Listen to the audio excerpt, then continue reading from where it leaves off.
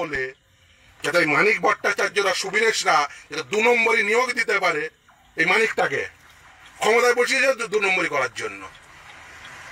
ও আবার উন্নত মস্তিষ্কের প্রাইমারিটা, সে আবার পিডিএফ কপি রাখবে, সে আবার এডিএফ কপি।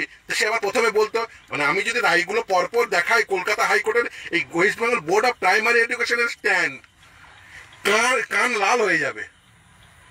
আমি যদি রায়গুলো দেখাই আদালতে, কারোর সাবমিশন দেখাবো না, শুধু বোর্ডের সাবমিশন।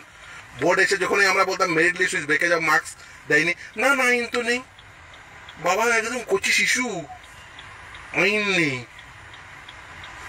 তারপরে যখন প্রকাশ করতে বললো তখন বোঝা গেল।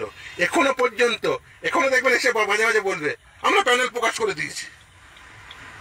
আবার 2022 সালে, 2016 সালে প্যানেল প্রকাশ করে দিয়েছে। 2022 সালে যখন আদালত নির্দেশ দিল যে with breakage of marks merit list প্রকাশ করো, যেদিন দিল তারপরের দিন বলছে ওটাকে এরর রয়েছে, এরর ফ্রি লিস্ট পরে প্রকাশ করো। 2022 সালে বলেছে আদালতের নির্দেশে বলে, আজকে 2025 সাল, এখনো এরর ফ্রি লিস্ট প্রকাশ হয়নি। চলে যান কালকে চাকরি বাঁচাতে চাইলে West Bengal board of primary এডুকেশনে, যে এরর ফ্রি প্যানেল প্রকাশ করে ওয়েবসাইটে দাও, না হলে কি হবে ভবিষ্যৎ দেখবেন।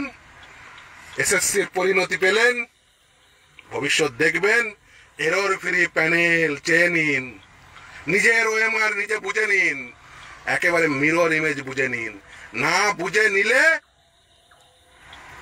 এসএসসি প্রমাণ।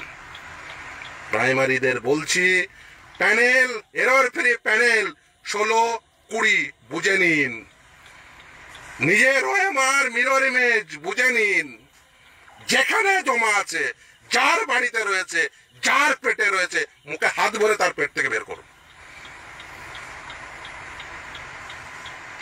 না হলে কিন্তু এই তো লিখেছেন একজন, আমি আর নাম পড়ছি না, উকিলদের নাম লিখে, প্রথম থেকেই বলেছিলাম যাই দাঁড় করান, ওরা বলেছিল সাদা খাতা কখনোই ভর্তি খাতা হবে না।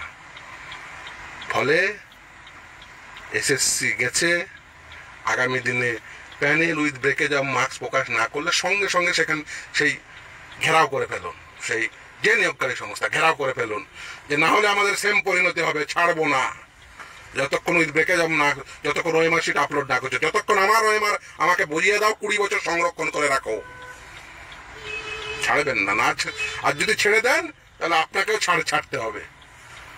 কালই দেবে যান, নিজের ওএমআর নিজে বুঝে নিন, নিজের প্যানেল নিজে বুঝে নিন, সমস্ত নাম্বার বুঝে নিন। যদি না বুঝে নেন, পরিণতি কি?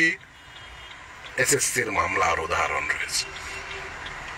প্যানেল বুঝে নিন, ব্রেকেজ অফ মার্কস বুঝে নিন, নাম্বার বুঝে নিন, নিজের ওএমআর নিজে বুঝে নিন। যদি না বুঝেন, যদি না বুঝাতে পারে, যে না বুঝাতে পারবে, যাদের দায়িত্ব ছিল, কি করতে হবে আপনারা ভালো করে জানেন। যারা টাকা দিয়েছেন তারা টাকাটাও বুঝে নেবেন।